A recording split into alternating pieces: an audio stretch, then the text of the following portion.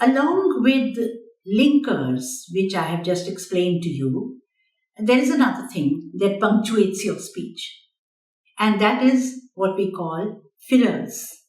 Now, fillers are actually not very meaningful, but they are just there to fill up your sentences in the beginning and the end of each sentence. Why do we use fillers? We use fillers so that we get a natural sense of speech. We may not use them in writing most of the time, but in speech, if we use them, it gives a sense of informal and natural conversation. So what are these fillers? These fillers are words like, well, of course, that's right, to my mind or to me, it seems that, I think I might put it like this, or I might put it in these words. So these are just ways that we have of starting a sentence, just filling up a gap in the sentences so that the first sentence is said, spoken, and after that when we have to start the next sentence, then we may use a filler.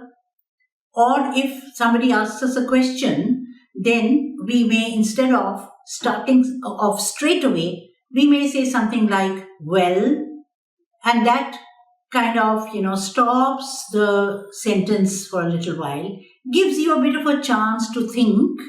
So you can use a filler to take up some time so that you can think about what you're going to say. If you're much in agreement with what somebody else has said, then you can say something like, of course it is like that. Of course we might say that. So that is also a way of filling up the space, filling up that sentence.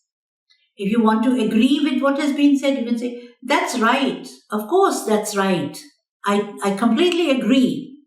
So if you say something like that, it actually does two things. One, it conveys the agreement, of course, but then it also tells you that you can have a little more time to speak your next sentence. So that's why these fillers are important in speech, because, in writing, we have a lot of space and time to write what we are writing and to think about what we are writing and to change a sentence. But when we are speaking, we need some time to think. We don't have that time to think. So sometimes when we are speaking, we need to just get that time. You just need a few seconds. But during those few seconds, we need not remain quiet. We can use a filler, like it seems to me that, or you could say something. The way I think about it is, so by the time you speak this phrase, you will have thought about what you want to say. So that is why fillers are important.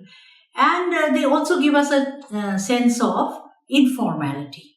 That, okay, you're relaxed, you're speaking in a natural way, and your conversation is going along a very normal and informal manner, and that you are not really speaking something which has been rehearsed or memorized. So you're speaking in a very natural manner. But there is a warning over here for you, and that is that don't overuse these fillers. Okay? Don't keep on saying something like, well, of course, If you repeatedly use them, then that will sound odd. It seems that there is a break coming in your talk, in what you're saying, and they might really kind of distract.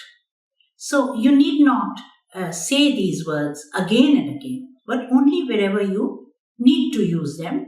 So use them a few times. And another important thing is that use them alternatively.